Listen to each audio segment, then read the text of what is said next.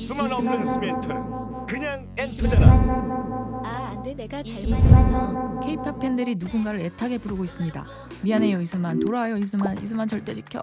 이수만 선생님, 광양에 애들만 두고 도대체 어디를 가시나요? 대체 왜 이수만 PD가 떠나기로 했는지, 왜 돈 많이 준다 했는데도 네이버랑 하이브는 돌려보냈는지, 그래서 K-팝 시장은 앞으로 어떻게 될지 궁금하지 않으세요?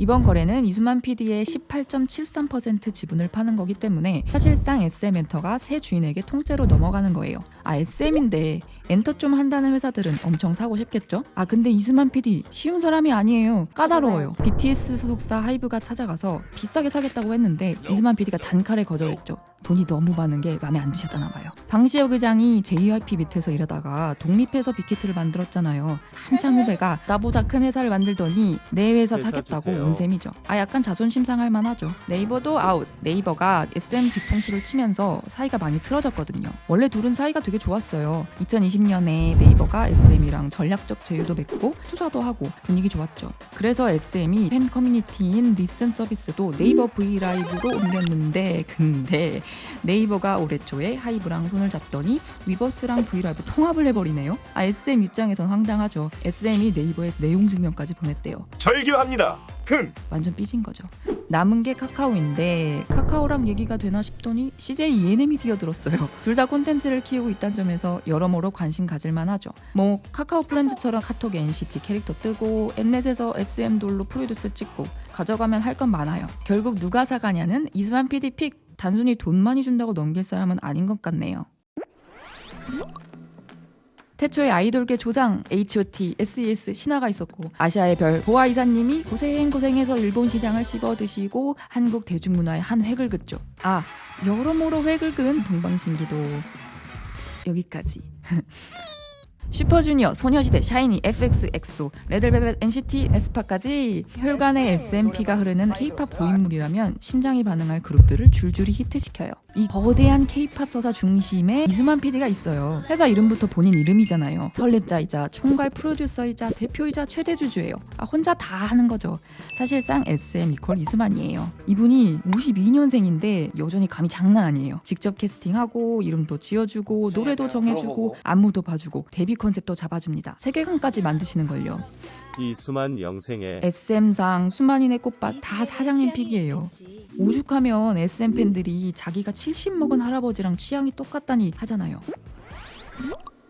근데 이렇게 내 세상인 회사 왜 떠나시려는 걸까요? 완전히 새로운 이야기는 아니에요. 이미 몇 년 전부터 사석에선 손대고 싶다고 말하고 다니셔서 업계에서는 종종 들리는 얘기였어요. 우선 너무 내 세상이었던 것이 문제였긴 해요. 사실 누가 봐도 팔기 아깝잖아요. 최대 주주로 있으면서 재미 엄청 보셨거든요. 자회사에서 돈도 많이 땡기시고 취미생활까지 회사 세워서 하셨거든요. 부럽다. 그런데 2019년 SM엔터의 자회사인 라이크 기획에서 일감 몰아주기 의혹이 빵 터집니다. 2016년부터 SM이 버는 돈 무려 100억 원이 매년 여기로 들어갔어요. 그리고 이 회사가 이수만 PD의 개인 회사여서 문제가 됐죠. 참다 못한 투자자들이 들고 일어섰어요. 안 그래도 불투명한 지배구조에 불만이 많았거든요. 당시 약 8% 지분을 들고 있던 KB자산운용이 SM엔터에 공식적으로 제안을 해요. 회장님 돈 안 되는 취미 생활은 정리하시고 배당이나 내놓으시죠. SM엔터는 2000년 상장 이후에 투자자들에게는 한 번도 배당을 실시한 적이 없거든요. 그런데 팬질 좀 해본 분들은 잘 아실 거예요. 엔터사란 곳이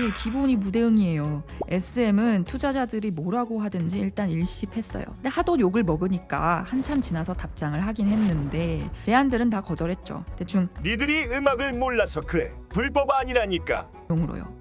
배당 요구엔 검토는 해볼게.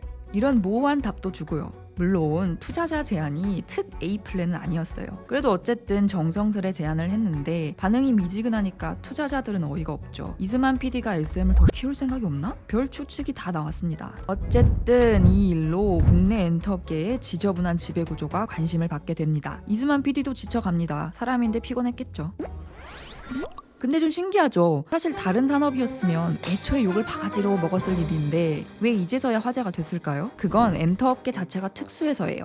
일단 엔터업은 한 사람의 힘이 너무 세요. 지용이도 집에 보내는데 절대적이죠. JYP, YG만 봐도 다 누구 이름이잖아요. 그리고 살짝 예술의 영역이다 보니까 돈의 흐름이 애매해지기도 해요. 노래 저작권만 관리하는 회사를 굳이 따로 만든다든지 작곡만 하는 회사를 굳이 떼어놓는다든지 여기서 번 돈 100%를 누가 가져가도 사실 알기 어려운 거죠. 게다가 사람들은 에스파, 컴백일, NCT 세면보가 궁금하지 SM 지배구조 관심 없거든요. 코디 못하고 노래 못 뽑으면 욕을 더 먹죠. 엔터사가 국내 자본시장에서 진지하게 받아들여진 역사는 얼마 안 됐어요. 하이브가 상장할 때만 해도 SM, JYP, YG 3사 합해서 몸값이 3조 원 수준이었어요. 애써서 신경 쓸 분야는 아니었던 거죠. 이렇다 보니 투자자들이 잘 몰라요. 심지어 기관 투자자들도 엔터업계 생리에 대해서 잘 몰라요. 산업이 너무 특수해. 스캔들 나서 팬들이 등 돌리면 그룹 하나가 날아가고 마약해도 끌려가는데 하루아침에 망할 수도 있다는 인식이 큰 거죠. 불안해서 엔터사에 장기 투자 잘 안 해요. 투자 포인트도 제각각이라서 쟤네 뜨겠네? 하면 우르르 들어가거나 이익 낸다 싶으면 발 담그거나 하는 거죠. 해외에선 더 몰라요. 국내처럼 연습생 뽑고 키워서 데뷔시키고 수익 내는 소속사 모델은 우리나라가 거의 전 세계 유일하거든요. 외국은 보통 자기들이 알아서 기차 띵까띵까 뜯으면서 노래 만들고 데모 테이프 내면 매니지먼트 계약만 하는 레이블 형태죠. 다들 비긴 어게인 같은 영화 보셨죠? 그런데 이제 시장 분위기가 많이 바뀌었어요. 엔터 산업 덩치도 커졌고 보는 눈도 많아졌죠. 경쟁 구도도 복잡해졌어요. SM이 대기업과 손잡는 게 여러모로 득이 될 거라 판단할 만해요. 일단 K-팝 시장이 정말 넓어졌어요. 더 이상 동남아, 아시아만의 한류가 아니란 말입니다. 차원이 달라요. 글로벌 네트워크를 뚫는 게 중요해졌어요. 음악만 잘해서도 안 되고 통 크게 투자도 잘해야 몸집도 커지고요. 이제 IT 기술도 엄청 중요해집니다. 코로나 터지고 비대면 콘서트 열면서 떼돈 벌게 되고요. AI, NFT, 메타버스 웬만한 신기술은 엔터랑 연결 지을 게 무궁무진해요. 그러니까 이제 엔터사가 살아남기 위해서는 글로벌 네트워크, 기술력에다가 경영기술까지 잘해야 할 게 너무 많아요. 수만 선생님 혼자 하시기엔 좀 피곤하겠죠? 무엇보다 지금 주가도 되게 좋아요. 작년엔 코로나 때문에 주춤했는데 비대면으로 돈은 또 꽤 벌었고 백신 보급되면서 콘서트 기대감도 올랐고 또 올 초부터 소속 아이돌 다 컴백시키면서 상반기 음반 시장이 초호황이었거든요. 슈퍼주니어, 샤이니, 엑소, NCT 드림, 에스파는 물론 백현, 웬디, 예성, 조이, 태연, 솔로들도 우르르 컴백했어요. SM의 새 주인이 누가 될진 아직 몰라요. 이수만 PD가 지분을 넘기고도 어떻게 경영에 참여할지 세부 내용도 나와봐야 알겠죠. 그래도 확실한 건 이제 SM이 이전과 같은 이수만 제국은 아닐 거란 점이에요. 연세도 워낙 있으시고 사실상 K-팝의 한 챕터가 마무리되는 시점이네요. SM이 떠나듯 언젠가 JYP의 JYP도 YG의 YG도 왕좌를 내려놓을 때가 오겠죠. 이수만 선생님이 스타트를 끝내요. 과연 누가 이수만의 자리를 메울 수 있을까요? 광야는 누가 데려가냐고요. SM의 새 주인이 카카오가 되든 CJ가 되든 K-팝의 넥스트 레벨이 다가오고 있는 것은 확실합니다. 이상 스튜디오 퍼즐이었습니다.